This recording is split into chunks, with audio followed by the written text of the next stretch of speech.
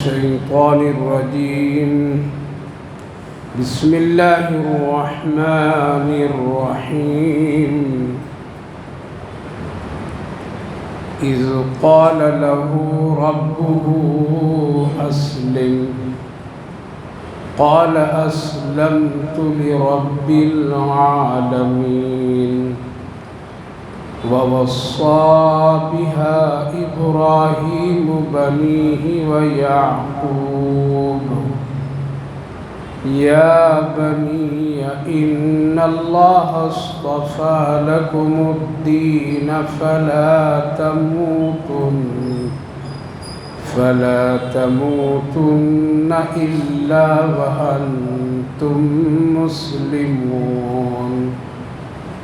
أم كنتم شهداء إذ حضر يعقوب الموت إذ قال لبنيه ما تعبدون من بعدي قالوا نعبد إلهك وإله آبائك إبراهيم وإسماعيل وإسحاق إلها واحدا ونحن له مسلمون. تلك أمة قد خلت لها ما كسبت ولكم ما كسبتم ولا تسألون عما كانوا يعملون. صدق الله العظيم. اذ قال له ربه اسلم، وہ وقت یاد کرنے کا ہے کہ جب اللہ نے حضرت ابراہیم سے کہا کہ فرما بردار بن جاؤ. قال اسلمت لرب العالمین، تو حضرت ابراہیم علیہ السلام نے جواب میں کہا میں فرما بردار بنتا ہوں اس رب کی جو سارے جہاں کا پالنے والا ہے.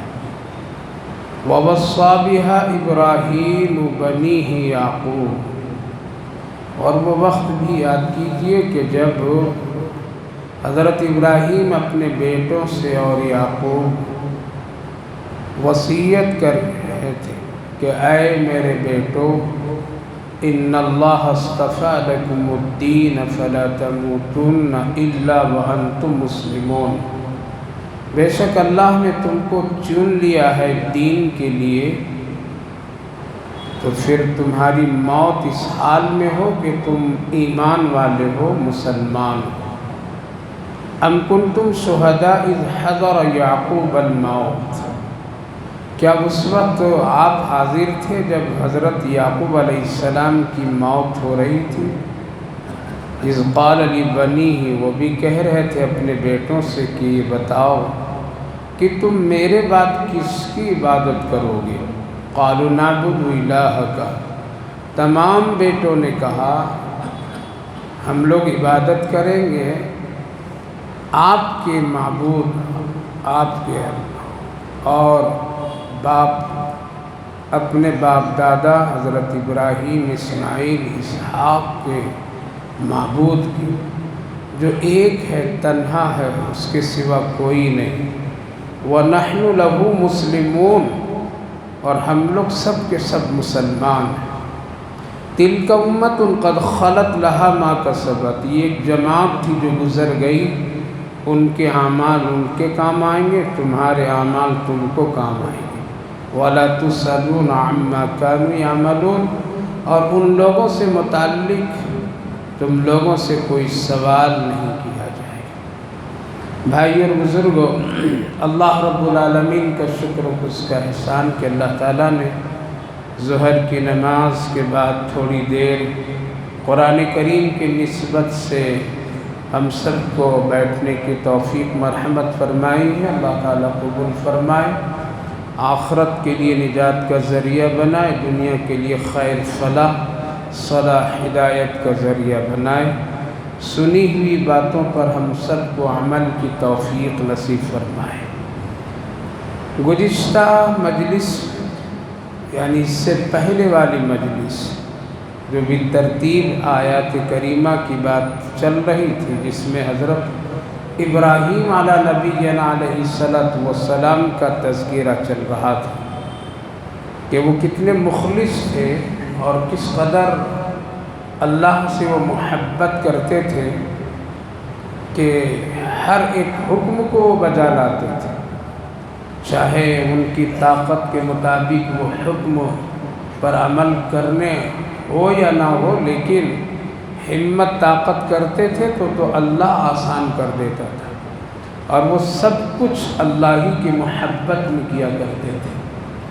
ان کا تذکرہ چل رہا تھا، اسی سلسلے میں چند آیات اور حضرت ابراہیم علیہ السلام یہ خاص کر اعلان باضابطہ کرتے تھے کہ میں اس اللہ کا ماننے والا ہوں جو سارے جہاں کا پالنے والا ہے، میں اس اللہ پر ایمان رکھتا ہوں جو اکیلا ہے، ہم اس اللہ کو مانتے ہیں، اس سے محبت کرتے ہیں، اس سے دوستی کرتے ہیں، وہی میرا رب ہے جس کے سوا کوئی نہیں ہے۔ اس سے یہ پتہ چلا کہ آدمی کو اپنے ایمان کا اظہار اور اعلان برابر کرتے رہنا چاہیے، اس کو چھپانا نہیں چاہیے، اس کو پوشیدہ نہیں رکھنا چاہیے، بلکہ وقت اور حالات تقاضے کے مطابق اپنے ایمان کا اظہار عملی طور پر یعنی قولی طور پر بھی اور عملی طور پر بھی کرنا چاہیے۔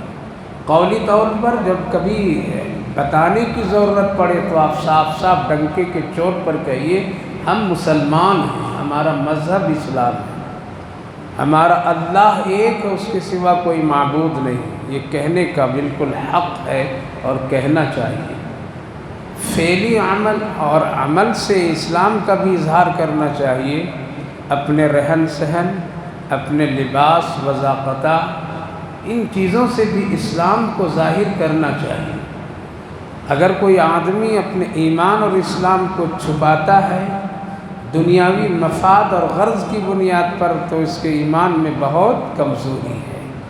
اس لیے ہمیشہ علی الاعلان ایمان اور اسلام کا ظاہر کرنا ایک مسلمان کے لیے ضروری ہے، تاکہ اس کی وجہ سے ان کو دیکھ کر کے ان کی باتوں کو سن کر کے دوسرے لوگ اس پر عمل کرنے والے بنیں۔ اسی لیے حضرت ابراہیم علیہ السلام بالکل اعلان کیا کرتے تھے میں اس اللہ کو مانتا ہوں، اس اللہ پر ایمان رکھتا ہوں جو سارے جہاں کا پالنے والا ہے۔ دوسری ایک بڑی اہم بات، ایک والد کی حیثیت سے ان پر ایک بہت بڑی ذمہ داری اولاد کی یہ ہوتی ہے کہ وہ ہمیشہ اپنی اولاد کی ایمان کی فکر کرے۔ ایمان کی فکر کرنا ایک والد کے لیے بہت ضروری ہے۔ حضرت ابراہیم علیہ السلام اپنی آخری وقت میں وہ وصیت کرتے تھے، وصیت کر کے بھی گئے۔ پہلے دور اور پہلے زمانے میں یہ ایک سلسلہ تھا اور یہ ایک تہذیب تھی کہ مرنے سے پہلے لوگ وصیت لکھا کرتے تھے، اپنی خاص باتیں لکھ دیا کرتے تھے اپنی اولاد کے لیے، کوئی خاص نیکی کی باتیں، نیکی کے اعمال، لینے دینے کے اعمال، یہ ساری چیزیں لکھا کرتے تھے اور وصیت کرتے تھے، دیکھو میرے بعد یہ کام کرنا، میرے بعد یہ کرنا، میری موت کے بعد یہ کام کر دینا۔ پہلے لوگوں کی ایک نیک نیتی تھی اور وہ فکریں تھیں ان کی۔ اب ایسا نہیں ہے، بلکہ اب تو دنیاوی مقصد کے لیے کہنے کا اگر تھوڑا موقع مل جائے تو اسی طرف زیادہ توجہ لوگ دیتے ہیں، اپنی یادگار دنیاوی چیزوں کو بناتے ہیں، ایمان اور عمل اور آخرت کی چیزوں کو لوگ نہیں بناتے ہیں۔ حضرت ابراہیم علیہ السلام اور تمام دوسرے نبیوں کا بھی یہی دستور، یہی طریقہ رہا ہے کہ اپنی آخری وقت موت سے پہلے وہ وصیت کرتے تھے، دیکھو میرے بعد تم ایمان پر قائم رہنا، دیکھو تم اسلام پر قائم رہنا، دین پر قائم رہنا، یہ عمل کرنا، یہ گناہ نہیں کرنا، میری یہ خواہش ہے، میری یہ وصیت ہے۔ آپ صلی اللہ علیہ وسلم بھی سنت کو جاری رکھیں، اس سنت کو جاری رکھیں۔ حضرت ابراہیم علیہ السلام اپنی آخری وقت اپنے بیٹوں کو جمع کیے، حضرت یعقوب علیہ السلام بھی اسی طرح سے، اور کیا کہا؟ یا بنی ان اللہ اصطفیٰ لکم الدین فلا تموتن الا وانتم مسلمون، اللہ نے تم کو دین کے لیے چنا ہے۔ یہ جو ہم کو اور آپ کو دین اسلام کی جو توفیق ملی اس پیارے مذہب سے، جو آج ہم لوگ تعلق ہے اور اس میں جو ہم لوگ داخل ہیں، یہ کوئی معمولی چیز نہیں ہے، یہ بہت بڑی نعمت ہے۔ اس کی قدر صرف اس لیے نہیں ہے کہ ہم لوگوں کے بنے بنائی یہ چیز حاصل ہوئی۔ پوچھئے ایمان اور اسلام کی قدر ان لوگوں سے جو گناہوں کے دلدل سے نکل کر کے، کفر کی دلدل سے نکل کر کے، شرک سے نکل کر کے پھر اسلام کو قبول کرتے ہیں۔ دنیا کی دولت کو ٹھوکر مار کر کے جب وہ آتے ہیں اسلام کی طرف، تب پوچھئے ان کو کہ اسلام کیا ہے اور تم اسلام میں آئے کیوں؟ اس لیے آج ہزاروں لوگ ایسے جو اسلام کو قبول کر رہے ہیں کہتے ہوئے ہم نے دنیا کے ایک کونے سے دوسرے کونے تک دیکھا، دولت کے تمام خزانوں پر میرے ہاتھ پہنچ گئے، لیکن کہیں سکون نہیں ملا جو مجھے سکون ایمان اور اسلام میں ہے۔ تو میرے بھائیوں بزرگوں، یہ کوئی معمولی چیز نہیں ہے، اس کی حقیقت اور اس کا پتہ تو آنکھ یہ دنیا کی بند ہونے کے بعد قبر کی اس کوٹری میں پتہ چلے گا، جب پوچھا جائے گا من رب کا، تیرا رب کون ہے، تب پتہ چلے گا کہ اللہ کی کیا قدر تھی، ہم نے اللہ کو کتنا بھلا رکھا تھا۔ تب پتہ چلے گا اس بند کوٹری میں کہ اللہ کیا ہے اور میرا رب کیا ہے۔ اس وقت پتہ چلے گا جب ہم سے اس بند کوٹری میں سوال کیا جائے گا کہ تیرا نبی کون تھا اور تم کس نبی کے طریقے پر تھے۔ یہاں تو پتہ نہیں چلتا ہے۔ اس بند کوٹری میں جب سب عدالتوں کے دروازے بند ہو جائیں گے، رشتہ دار ان کے دروازے بند ہو جائیں گے، صرف ہم ہوں گے اور سوال کرنے والا فرشتہ ہوگا، تب پتہ چلے گا کہ نبی کی اطاعت، نبی کی پیروی کیا چیز تھی۔ تب پتہ چلے گا جب وہ سوال کرے گا ہم سے کہ ما دینوں کا، تیرا مذہب کون، تم آئے ہو یہاں پر، تمہارا تعلق کس مذہب سے ہے، کس دین پر تم چل کر کے پیروی کر کے تم آئے ہو، تب پتہ چلے گا اسلام کیا ہے۔ آپ اگر یا کوئی بھی بتا دے میں یہودی بن کر کے آیا ہوں، میں عیسائی بن کر کے آیا ہوں، میں فلاں مذہب کے پیروکار ہوں، میرے پیچھے اتنے لوگ تھے، میرے ساتھ چلنے والے تھے، کچھ نہیں سنا جائے گا۔ لیکن اگر ایک مومن، غریب، فقیر، سڑک پر ایمان والا، جھاڑو دینے والا اگر قبر کی اس بند کوٹری میں وہ کہہ دے گا میرا دین دین اسلام ہے، تو کہا جائے گا جنت کی کھڑکیاں کھول دو، یہ صحیح کہہ رہا ہے، پوری زندگی اسلام کے مطابق گزار کر کے آیا ہے۔ ہم کو اور آپ کو ابھی نہ اسلام کی قدر ہے، نہ اللہ کی قدر ہے، نہ رسول اللہ کی قدر ہے۔ بند ہونے دیجئے یہ آنکھ، بند ہو جائیں گے جب منو مٹی کے نیچے بند کوٹری میں، تب پتہ چلے گا کہ ایمان کیا، دین کیا اور اسلام کیا، رسول کیا۔ اسی فکر کو لے کر کے حضرات انبیاء علیہ السلام اس دنیا میں آئے تھے، اور اسی فکر کو اپنی امت میں بیٹھائے، اسی فکر کو اپنے گھر خاندان والوں میں لگائے ہیں۔ کہہ رہے ہیں اے میرے بیٹو، تم کو اللہ نے چنا ہے، ہدایت دیا ہے، مسجد میں آنے جانے کی توفیق دی اللہ نے، شکر ادا کیجیے۔ قرآن چھونے پڑھنے کی توفیق دی اللہ نے، شکر ادا کیجیے۔ اذان سن کر کے اٹھنے کی توفیق دی اللہ، احسان اللہ کا مانیے۔ پیشاب کرنے کے بعد پاکی لینے کی توفیق اللہ دیا ہے، اللہ کا احسان مانیے، ورنہ یوں ہی زندگی گزر جاتی ہے، ورنہ یوں ہی کہیں چلے جاتے، کسی پتھر کو مانتے تو کسی پتے اور درخت کو مانتے۔ یہ اللہ کی توفیق ہے کہ گھر میں آنے کا دیا ہے موقع، ورنہ اچھے لوگوں کے لیے دروازے سے باہر اللہ کر دیتا ہے۔ ایک بادشاہ تھا، اپنے غلام کے ساتھ سفر میں رہتا تھا، برابر غلام مسلمان ایمان اور ساتھ ساتھ وہ نمازی، جب وقت آتا تھا کہتا تھا حضور ذرا مجھے 2 رکعت پڑھ لینے دیجیے سفر کی نماز۔ بادشاہ کہتا تھا چل پڑھ۔ ایک موقع ایسا آیا کہ اس نے ایک مسجد چھوٹی موٹی دیکھی، اس نے کہا کہ وقت ہو گیا، 2 رکعت پڑھ کر کے اندر سے آ جاتا ہوں۔ کہا کہ جاؤ جلدی پڑھ لو۔ گیا غلام اور پڑھنے لگا۔ تھوڑی سی ذرا دیر ہو گئی تو بادشاہ نے آواز دی، ارے کیوں نہیں نکل رہا ہے؟ کیا کسی نے اندر تم کو پکڑ رکھا ہے کیا؟ اتنی دیر ہو گئی نکل نہیں آ رہا۔ اس غلام نے کہا کہ وہ مجھے پکڑ لیا ہے جو آپ کو اندر نہیں آنے دے رہا ہے۔ کہا کہ کون ہے وہ جو تجھے اندر پکڑا ہے؟ میں بھی آتا ہوں۔ جب توفیق ملی تو اللہ نے دروازہ کھلوایا، اندر گیا، کہا کہ پکڑنے والا وہ ہے جو آپ کو اندر ابھی لایا ہے۔ ہدایت ملی۔ میرے بھائی بزرگوں، یہ مسجد میں آنا جانا، قرآن سننا، پڑھنا، اذان سننا، یہ تو اللہ کی بڑی مہربانی ہے، ورنہ 90% لوگوں کو اللہ اپنے گھروں سے، اپنے سجدوں سے محروم کر دیا ہے۔ جاؤ بت پرستی کرو، جاؤ شرک پرستی کرو، جاؤ قبر پرستی کرو، جاؤ پتھر پرستی کرو، جاؤ کچھ بھی نہیں کرو، یہودی بن جاؤ، عیسائی بن جاؤ، کافر بن جاؤ، مشرک بن جاؤ، میری خدائی میں کوئی فرق نہیں آنے والا ہے۔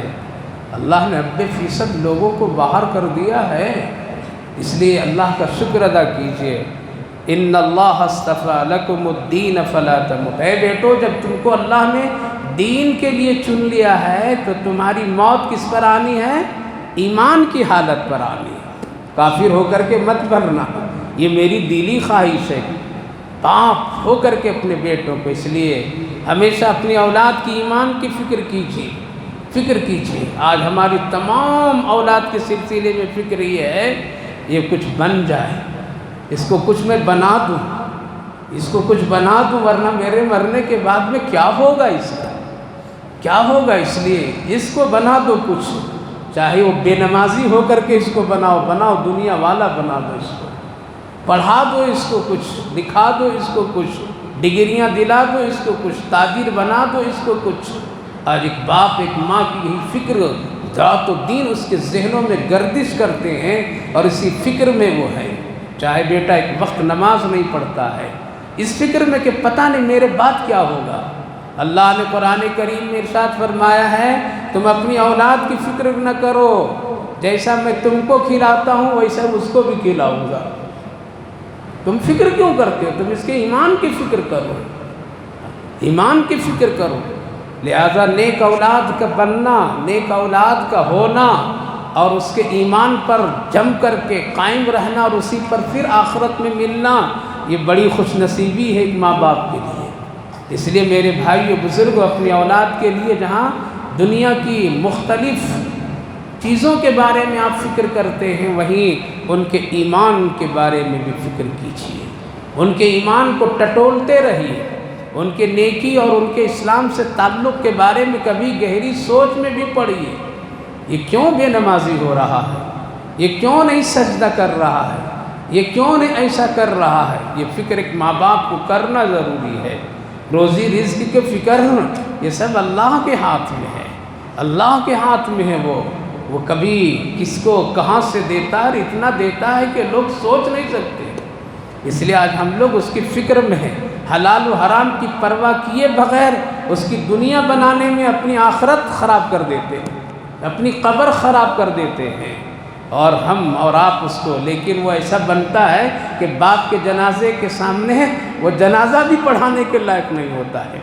اس کو دنیا ہم سب بنا دیتے ہیں، اس کی دنیا بن جاتی ہے، اس کے پاس میں علم، فن، صنعت، حرفت بہت کچھ ہے، لیکن اپنے باپ کے نام پر میں فاتحہ بھی پڑھنا نہیں آتا ہے۔ آج حال ایسے ہے۔ اس لیے روزی رزق کی فکر اللہ نے اٹھا دی ہے کہ تم فکر نہ کرو، میں تم کو بھی کھلا، نحن نرزقکم وإیاہم، تم کو بھی میں نے کھلایا، اتنا بڑا کیا، بوڑھا کر دیا، اس کو بھی کھلاؤں گا۔ میں نے دنیا میں بھیجا ہے، تم سے زیادہ اللہ پر ذمہ داری ہے، اس کی فکر نہ کرو۔ حضرت اسرائیل علیہ السلام سے اللہ نے پوچھا تھا، روح نکالنے کے وقت میں کبھی تجھے کبھی تکلیف ہوئی؟ کسی بندے میرے روح جب اس کا نکالا تو ذرا کبھی افسوس کبھی تجھے دلی صدمہ اور تکلیف ہوا اسرائیل؟ کہا کہ ہاں، 2 لوگوں کے روح نکالنے پر مجھے بڑی تکلیف ہوئی۔ موت اگر میرے ہاتھ میں ہوتی تو ہم اس کو مرنے نہیں دیتے اس وقت میں، بلکہ تھوڑی سی اور مہلت دیتے، خوشیاں منانے دیتے، اس کو بچا لیتا میں۔ کہا کہ کون کون ہے وہ 2؟ کہا کہ ایک وہ عورت جو کشتی میں سوار تھی اور اس کے گود میں ایک بہت دودھ پینے والا معصوم سا بچہ تھا، اور کشتی جب سمندر کے لہروں میں ڈوبنے کی کیفیت ہونے لگی اور اب بالکل ڈوب رہی ہے، اس موقع پر آپ نے کہا تھا نا، اس کی ماں کو مار دو، اس کی روح نکال لو اور اس دودھ پینے والے بچے کو سمندر کے کنارے ڈال دو۔ مجھے بہت افسوس آیا تھا کہ اس بچے کی کون پرورش کرے گا؟ یہ بھیانک دریا، سمندر، اس کنارے پہ تو ڈال تو دیں گے، لیکن اس کی پرورش کون کرے گا؟ اے اللہ، اگر موت میرے ہاتھ میں تو اس کی ماں کو نہیں مارنا، ان دونوں کو ایک کنارے کر کے بچا لیتا میں۔ اس لیے مجھے بڑا صدمہ ہوا اس عورت کی روح نکالتے وقت اور اس بچے کو دریا کے کنارے ڈالتے وقت۔ اور کہا کہ شداد کی روح نکالنے میں مجھے بہت افسوس ہوا۔ شداد کا نام سنے نا؟ خدائی دعویٰ کرنے والا سمجھے ایک طرح۔ وہ کہا کرتا تھا، اے لوگو، تم نے اللہ کی جنت دیکھی نہیں ہے، آؤ میری جنت دیکھو اور اس پر ایمان لاؤ، میں کتنی اچھی جنت بنائی ہوں۔ دنیا میں سب سے خوبصورت عمارت جس کا نام اس نے جنت دیا تھا، اور اللہ کی جنت کے مقابلے میں جنت قرار دیا تھا، بہت خوبصورت بنایا تھا۔ اے لوگو، اس پر ایمان لاؤ، وہ جنت کہاں تم دیکھے؟ اے اللہ، اس کی روح نکالنے کے وقت میں بھی مجھے بہت تکلیف ہوئی تھی۔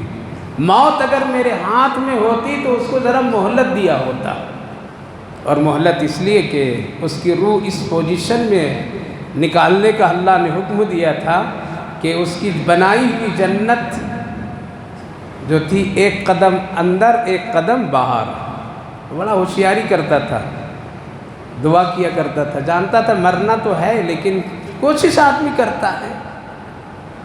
وہ دعا کیا کرتا تھا، اللہ موت دینا تو نہ دن ہو نہ رات، یہی تو دو ہے، دن ہو گئی رات ہو گئی۔ موت ہم کو دینا ضرور دینا، لیکن اللہ ایسے حالت میں دینا کہ نہ میں گھر کے اندر رہوں نہ باہر رہوں۔ آدمی کی 2 ہی پوزیشن ہے، چاہے وہ گھر میں رہے گا یا باہر رہے گا۔ اللہ موت ہم کو دینا اس حال میں کہ نہ میں سواری پر رہوں نہ نیچے زمین پر رہوں۔ آدمی کے 2 ہی پوزیشن ہوتے ہیں، چاہے وہ سواری پر بیٹھائے گا یا نیچے پیدل چلے گا۔ کتنی تدبیر لگا رہا ہے بچنے کے لیے اللہ سے۔ اسی لیے اللہ فرمایا ہے، تمہاری تدبیر اپنی جگہ، میری تدبیر اپنی جگہ۔ کتنی چالاکیاں اختیار کر لیجئے، اس سے کوئی بچ نہیں سکتا ہے۔ اللہ نے کہا کہ ٹھیک ہے، تیری یہ دعا قبول۔ کب روح نکالا اللہ نے؟ جب جنت بنائے اور دیکھنے کے لیے جب نکلا ہے، وہ وقت تھا عصر کا ختم وقت اور مغرب کا شروع وقت، سورج ڈوبنے کا۔ تو اس وقت نہ دن ہے پورا نہ رات ہے۔ کوئی نہیں کہتا کہ یہ دن ہے پورا یا رات ہے، یہ کہتے ہیں غروب آفتاب کا وقت ہے، دن جانے کا اور رات آنے کا، نہ مکمل دن نہ مکمل رات۔ انسان کتنی بھی تدبیر کر لے، کمزور ہے وہ، کمزور ہے وہ، وہاں تک اس کے دماغ اللہ نہیں پہنچنے دیتا ہے۔ لہذا اس وقت میں گیا ہے جس وقت نہ دن ہے نہ رات، پہنچا ہے تو سواری سے اتر رہا ہے، اس حال میں اتر رہا ہے کہ 1 پاؤں گھوڑے کا اس کی جنت کے اندر اور 1 پاؤں باہر، اور وہ اتر رہا ہے تو ابھی 1 پاؤں گھوڑے کے اس پر زین پر ہے اور 1 زمین پر ہے۔ اللہ نے فرمایا روح نکال اس کی، فوراً روح نکال لی۔ حضرت اسرائیل کہتے ہیں، اللہ کتنی اچھی جنت بنایا تھا، ذرا گھومنے دیے رہتے، ٹہلنے دیے رہتے، ذرا خوشیاں منا لینے دیے رہتے، پھر موت دیے رہتے، کون آپ کو پکڑتا، کون آپ کو روکتا؟ ہم کو افسوس ہوا، بیچارہ اتنی محنت سے بنایا ہے تو اس کو وہ مزہ لینا نہیں پایا، دیکھ بھی نہیں پایا ٹھیک سے۔ موت اگر میرے قبضے میں تو پھر میں کیا کرتا، ذرا مہلت دی ہوتا۔ اس وقت میں وہ کہہ رہے تھے کہ اس بچے کی پرورش کون کرے گا؟ اللہ بتائے، دیکھو میں ایسی پرورش اس کی کہ یہ میرا باغی بنا اور اتنی دولت دنیا میں اس کو دیا کہ اس کے مقابلے میں اور کسی کے پاس اس وقت دولت نہیں تھی۔ آج ہم اپنے بچوں کے خاطر ان کو بنانے کے خاطر اپنا بھی ایمان ختم کیا، ان کا بھی ایمان ختم کر دیا۔ ہم بھی بے حیا بن گئے، ان کو بھی بے حیا بنا دیا، چاہے وہ لڑکا ہو یا لڑکیاں ہو۔ اللہ رب العالمین یہ نہیں پوچھے گا، یہ بھی نہیں اللہ پوچھے گا تم اس کو حافظ قرآن بنایا یا نہیں بنایا، اس کو عالم دین بنایا یا نہیں بنایا، اس کو مفتی محدث مفسر بنایا یا نہیں بنایا، یہ بھی سوال نہیں ہوگا۔ اگر اللہ اولاد کے سلسلے میں پوچھے گا تو صرف یہ پوچھے گا کہ اس کو ایمان والا بنایا تھا یا نہیں بنایا تھا۔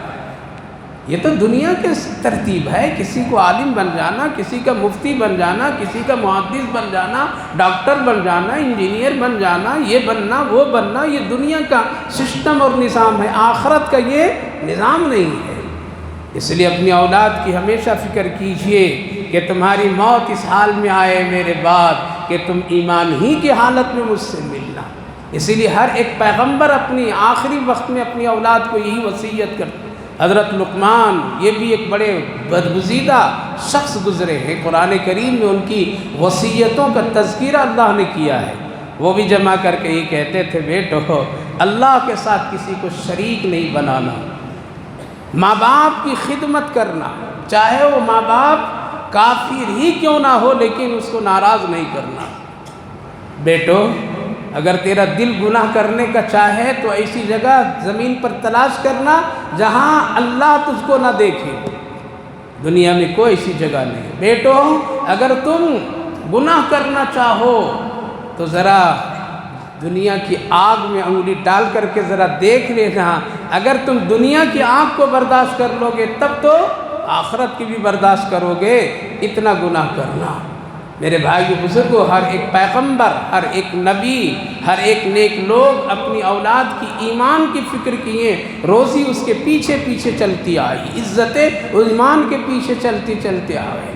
آقا کریم صلی اللہ علیہ وسلم بھی اپنی آخری وقت اور آخری ایام میں اپنی ازواج، اپنی بیویوں کو جمع فرمایا، اپنی بیٹی کو بلایا، اپنی پھوپھی کو بلایا، اپنے نواسوں کو بلایا، نواسیوں کو بلایا، اور ہر ایک خاندان کے قریبی لوگوں کو بلایا، اور یوں فرمایا، اے لوگو، اے میری بیویوں، میرے بیٹیوں، اے میرے نواسوں، سنو، کہیں تم حسب اور نسب کے چکر میں رہ کر کے اپنے اعمال برباد نہیں کر لینا۔ اللہ کیا حسب اور نسب؟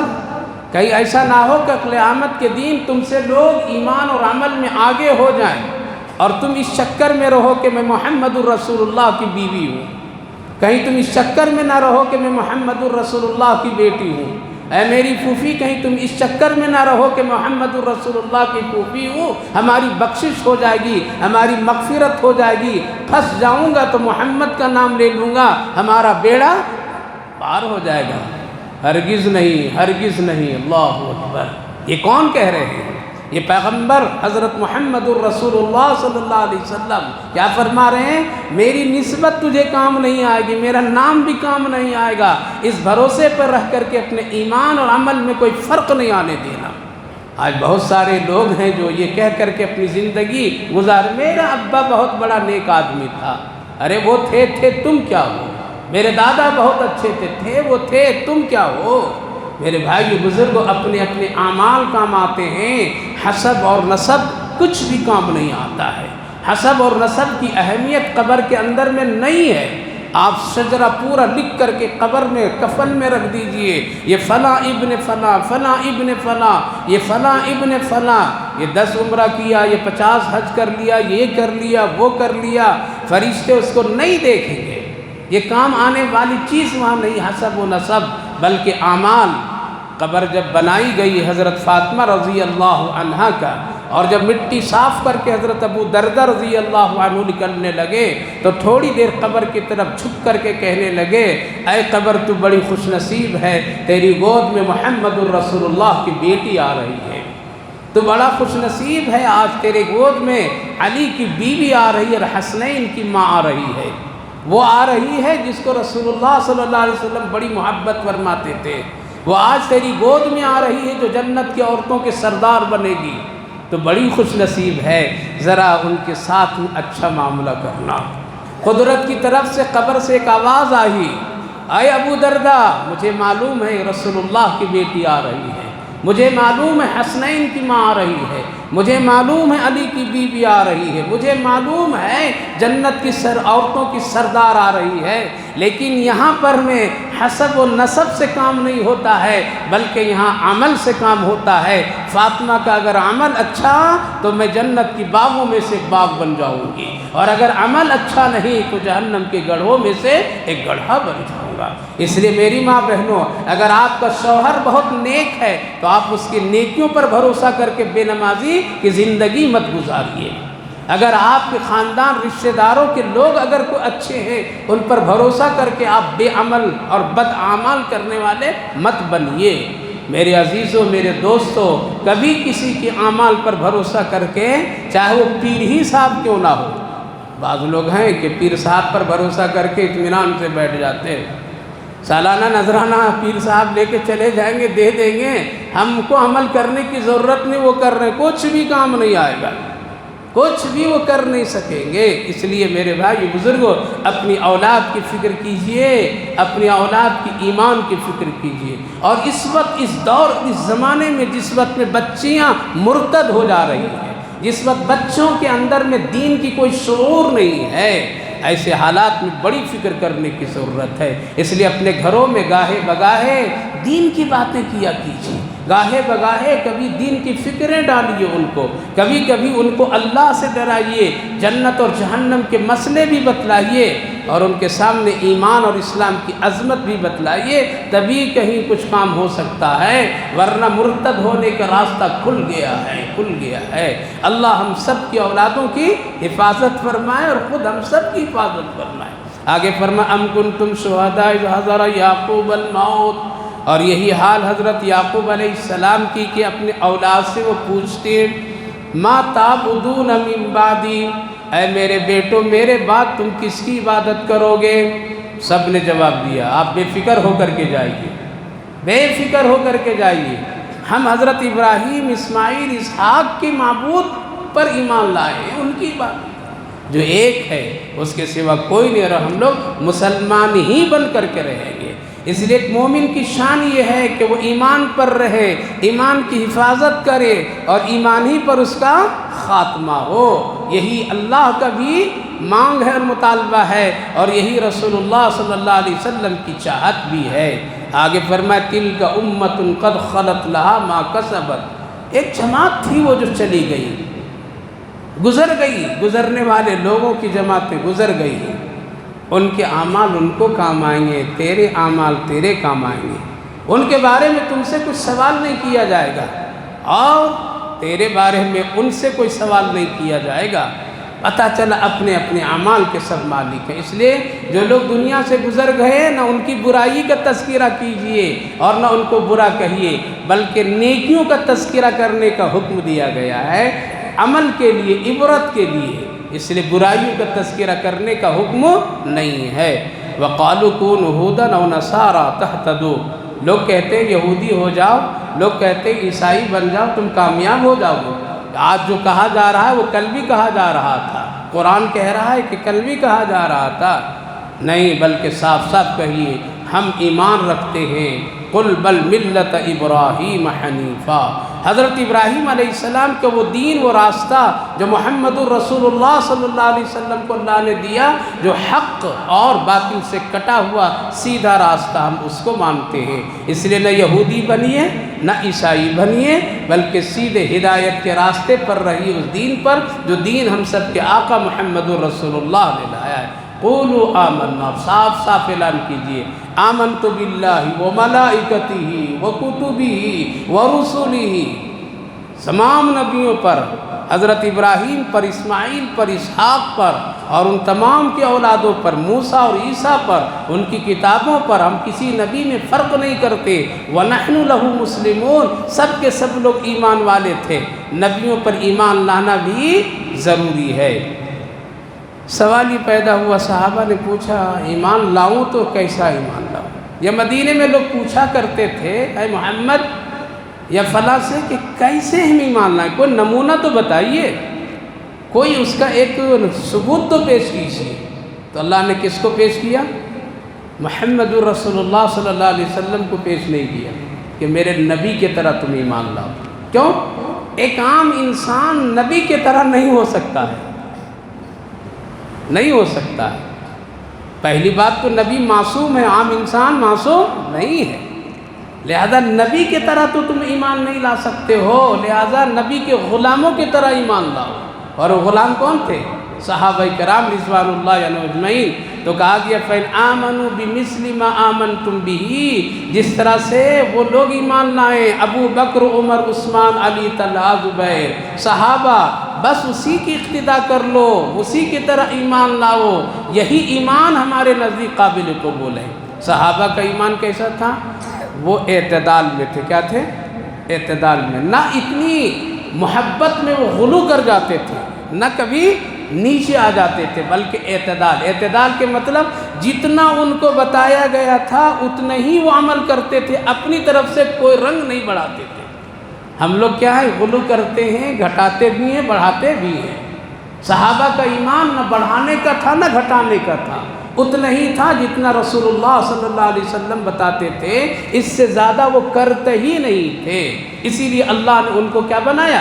نمونہ، کہ اگر تم کو ایمان لانا ہے تو نمونہ ہے صحابہ کرام رضوان اللہ علیہم اجمعین۔ اور صحابہ معصوم نہیں تھے، ان سے گناہ ہوا، تم سے گناہ ہوگا، وہ گناہ کے بعد توبہ کر لیے، تم بھی توبہ کر لو۔ نمونہ، نمونہ یوں سمجھیے جیسے ایک دکان ہے کپڑے کی، تو دیکھتے ہیں آج کل وہ لگا دیتے ہیں لوگ، ایک انسان کی شکل میں کپڑے پہنا دیتے ہیں، اس کو رنگ و برنگ کے خوبصورت کپڑے اس پر ڈال دیتے ہیں، حالانکہ اس پر پہنانے کی ضرورت نہیں، لیکن کیوں پہنا کر کے اس کو تیار کر کے سامنے رکھ دیتے ہیں تاکہ جو لوگ آئیں گے تو پہلی نظر پر، اور پہلی نظر جب ڈالیں گے تو اس پر پڑے گی، پھر وہ دیکھیں گے غور سے کہ یہ کپڑا جو اس کی شکل و شباہت پر جو ڈالی گئی ہے، یہ انسان نہیں ہے، جاندار نہیں ہے، لیکن ایک شکل ہے، کتنی اچھی لگ رہی ہے اس پر، اس کا بناوٹ، اس کی سجاوٹ، اس کی ترتیب کتنی اچھی ہے۔ اگر ہم بھی اسی طرح لباس لے لیں گے، یہی رنگ، یہی کلر، یہی ساری چیزیں، اور ہم بھی اسی طرح اپنے بدن پر ڈالیں گے تو ہم بھی اسی کے طرح خوبصورت لگیں گے۔ یہ کیا ہوا؟ یہ ہے ایمان کی مثال صحابہ کی، کہ تم کو اگر اسلام میں داخل ہونا ہے تو ادھر ادھر مت جھانکو، بلکہ کس کو دیکھو؟ صحابہ کو دیکھو۔ فَإِنْ آمَنُوا بِمِثْلِ مَا آمَنْتُمْ۔ اب دکان کے اندر میں جاتا ہے ایک آدمی خریدنے کے لیے تو کہتا ہے ہم کو وہ کپڑا دیجئے، وہ دیجئے جو اس کے اوپر آپ ڈالے ہیں۔ کہاں سے اس نے سیکھا؟ اس نے اس سے تصویر سے سیکھا، اس نمونے سے اپنے اندر اخذ کیا۔ لہذا میرے بھائی بزرگوں، صحابہ کا ایمان ایسا ہے، نہ وہ نبی کو اتنا اونچا کر دیے، خدا بنا دیے، نہ نبی کو اتنا گرا دیے کہ انسان سے بھی زیادہ گرا دیے، بلکہ اعتدال کے ساتھ رکھے۔ وہ نمازوں کو اتنا خلط ملط نہیں کیے کہ بالکل ہی چھوڑ معاف کرا دیے، اور نہ اس کو اتنا پکڑیں اتنا پکڑیں اتنا پکڑیں کہ اس میں کہیں زیادتی ہو جائے، بلکہ اعتدال کے ساتھ میں رکھیں۔ خوشی منانے کے ٹائم میں خوشی منائیں، غم کے وقت میں غم منائیں، یہ ہے اعتدال، یہ ہے اعتدال۔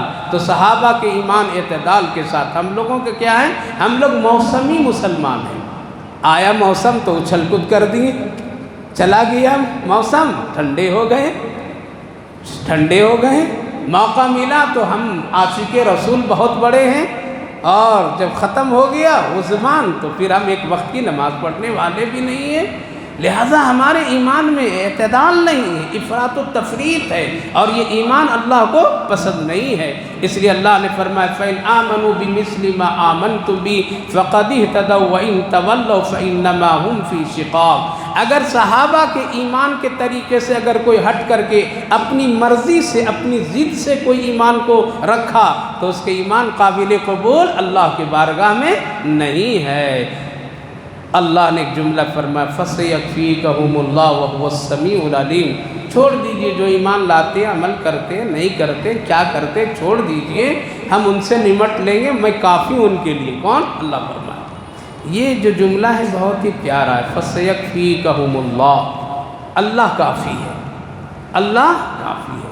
پتہ چلا ہے کہ ایک مومن مسلمان کو اپنی حد تک کوشش کرنی چاہیے، جب اس کی کوشش ناکام نظر آ جائے تو کیا کریں؟ خاموش اپنے عمل میں لگ جائے، باقی معاملہ کس کے حوالے؟ اللہ کے حوالے۔ یہ اس آیت کریمہ کی ایک تاریخی چیز بھی ہے۔ حضرت عثمان غنی رضی اللہ عنہ کہ جب شہادت ہوئی تو آپ قرآن پڑھ رہے تھے، کیا کر رہے تھے؟ آپ کی شہادت جس وقت ہوئی ہے اور آپ کو بلوائیوں نے جس وقت میں آپ پر حملہ کیا اور آپ کے جسم سے جب خون نکلا ہے تو اسی آیت کریمہ پر، اسی آیت کے جملے پر میں وہ خون کا قطرہ گرا۔ آج بھی مدینہ طیبہ کی میوزیم میں یہ قرآن، وہ قرآن جس پر حضرت عثمان غنی رضی اللہ تلاوت کر رہے تھے اور خون گرا، آج بھی وہ موجود ہے۔ اور ایسا لگتا ہے دیکھنے پر کہ ابھی ابھی کا یہ تازہ خون ہے، تازہ خون ہے۔ کیا مطلب؟ اے عثمان بے فکر ہو جا، ہم کافی ہیں ان سے نمٹنے کے لیے، فَسَيَكْفِيكَهُمُ اللَّهُ۔ لہٰذا میرے بھائیو بزرگو، ظلم کتنا کرنے والا کرتا رہے، اگر آپ کا تعلق اللہ سے ہے تو اللہ کافی ہے، وہ بدلہ لے لے گا، آپ کو بدلہ ملے گا، ہم کو بدلہ ملے گا، اس کے بدلے کی جگہ آخرت ہے، وہاں ہے، یہاں کی زندگی تو گزر جائے گی۔ قید خانوں میں قیدیوں کی بھی عمر گھٹ رہی ہے، محل میں رہنے والے محل والوں کی بھی عمر گھٹ رہی ہے، قتل کرنے والے کی بھی عمر گھٹ رہی ہے، اور جو قتل ہو گیا اس کی بھی عمر گھٹ گئی ہے، سب کی گھٹ رہی، سب پر رفتار چل رہا ہے، اس لیے اللہ ہی کافی ہے۔ کیا ہے؟ فَسَيَكْفِيكَهُمُ اللَّهُ وَهُوَ السَّمِيعُ الْعَلِيمُ۔ آخری اور بڑی بہترین آیت، صِبْغَةَ اللَّهِ وَمَنْ أَحْسَنُ مِنَ اللَّهِ صِبْغَةً۔ اللہ کا رنگ ہم نے اپنے اوپر چڑھا لیا۔ وَمَنْ أَحْسَنُ مِنَ اللَّهِ صِبْغَةً، اللہ کے رنگ سے بہترین رنگ کس کا ہوگا؟ وَنَحْنُ لَهُ عَابِدُونَ، اور ہم لوگ سب اللہ ہی کی بندگی کرنے والے ہیں۔ کیا اللہ کا کوئی رنگ ہے؟ اللہ کا رنگ؟ اس آیت کریمہ کے شان نزول یہ ہے کہ یہودی لوگ اور عیسائی لوگ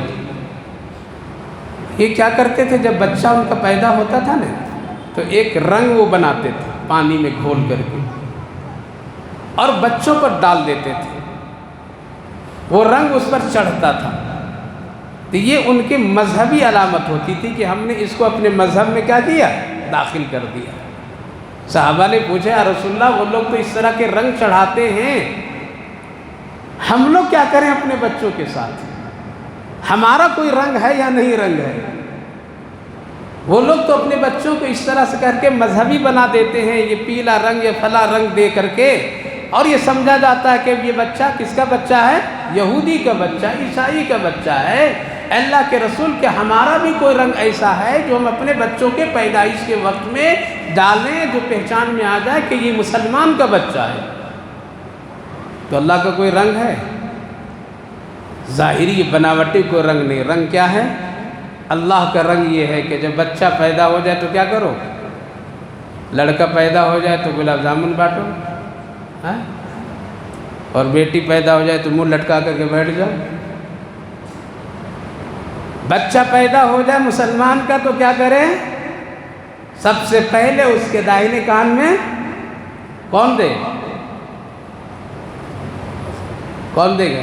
حضرت مؤذن صاحب۔ لوگ بلاتے ہیں، خود نہیں دے پاتے، اتنا ایمان ہمارا کمزور ہے۔ جو بھی ہیں وہاں پر میں، والد ہے والد دے دے، بھائی بھائی دے دے، کوئی بھی گھر خاندان کا ہے، کوئی بھی مسلمان ہے، بلا کر کے اس سے کیا کرے؟ اذان دلاتے۔ ایک کان میں اذان اور دوسرے کان میں، یہ سب بات کی علامت ہے کہ بس تمہاری دنیا میں زندگی اذان اور اقامت تک کی ہے۔ کتنے جنازے میں اسی لیے اذان بھی نہیں، اقامت بھی نہیں۔ تو یہ اللہ کا رنگ، کے اللہ کا رنگ نبی نے بتایا کہ اگر مسلمان کے گھر میں بچہ پیدا ہوتا ہے تو اس کا رنگ یہ ہے کہ اس کے کان میں اللہ کی بڑائی ڈال دو کہ اللہ ایک ہے، محمد الرسول اللہ ہے، یہ رنگ اس پر ڈالو، یہ رنگ اس پر چڑھا دو۔ دنیا کی یہ بناوٹی رنگ سے کچھ ہونے والا نہیں ہے۔ لہٰذا اللہ کا رنگ یہ ہوا صبغۃ اللہ، کہ اللہ کی توحید کو اس کے اندر چلا جائے۔ بعض علماء محدثین لکھتے ہیں اور حدیث کی کتابوں میں موجود ہے، شاید کہ نہیں معلوم ہو تو آج بتاتا ہوں، یہ عمل کیجئے۔ علماء کرام محدثین لکھتے ہیں کہ ایک کان میں اذان، دوسرے کان میں تکبیر، اقامت، اور پھر داہنے کان میں قل هو اللہ احد پڑھ دو۔ کیا پڑھو؟ یہ قل هو اللہ کیا ہے؟ اللہ کی توحید۔ فرماتے ہیں حدیث پاک میں ہے کہ اس قل هو اللہ کی برکت سے یہ بچہ کبھی بھی زناکار نہیں بنے گا دنیا میں۔ بدکار نہیں بنے گا، یہ زنا کی طرف سے اس کا ذہن بھی نہیں جائے گا، اللہ قدرتی طور پر میں اس کو نیک بنا دے گا۔ تو کتنا کام کرنا ہے؟ ایک کان میں اذان، ایک کان میں اقامت، پھر دائنے کان میں قل هو اللہ احد ڈال دیجئے پڑھ کر کے، چاہے وہ ماں ہی کیوں نہ ہو۔ اسی لیے بعض علماء کرام فرماتے ہیں خدا نخواستہ اگر مرد کوئی اذان دینے والا نہیں ملتا ہے تو جو عورتیں وہاں موجود ہو وہی اذان کی کلمات اس کے آہستہ آہستہ پڑھ دیں، آہستہ آہستہ اس کے کان میں پڑھ دیں، ادا ہو جائیں گے۔ لہذا اللہ کا رنگ یہ ہے، کوئی خاص رنگ ہمارے لیے نہیں۔ آج دنیا میں بہت سارے لوگ خاص رنگ بنا لیے، کیسا؟ لباس، کوئی ہریا ڈال رہا ہے، کوئی گلاب ڈال رہا ہے، کوئی پورا کالا ہو جا رہا ہے، کوئی پیلا ہو جا رہا ہے نا؟ ہمارا پیر صاحب کیسا؟ پورا پیلا ہے، اس کے پیر صاحب کا رنگ دیکھو تو زعفرانی ہے، اس کے پیر صاحب کا رنگ دیکھو تو گلابی ہے۔ ارے یہ کیا ہوا بھائی؟ ایک صاحب سے پوچھا کہ یہ پورا یہ رنگ آپ کا یہ بالکل زرد اور جعفرانی رنگ، کہا نہیں یہ ہمارے پیر صاحب کا ہے۔ کہا کہ پیر صاحب بڑے ہیں یا محمد الرسول اللہ بڑے ہیں؟ کون بڑے ہیں؟ کس کی اقتداء ضروری ہے؟ آقا کریم صلی اللہ علیہ وسلم تو سفید اختیار کرتے تھے، ولیوں کا لباس سفید ہے، یہ کالا پیلا الا بلا مصیبت والا رنگ نہیں۔ لہذا دیکھ لیجیے لوگ ہیں بازار میں اور الگ الگ ہیں، لیکن اللہ کے صحیح ولی جو ہوتے ہیں، نبی کی اتباع کرنے والے ہوتے ہیں، وہ ان رنگوں میں نہیں اپنے اوپر چڑھاتے ہیں، بلکہ وہ سنت محمد الرسول اللہ پر۔ اور دعوے کے ساتھ بولتا ہوں میرے بھائی بزرگوں، علماء دیوبند کے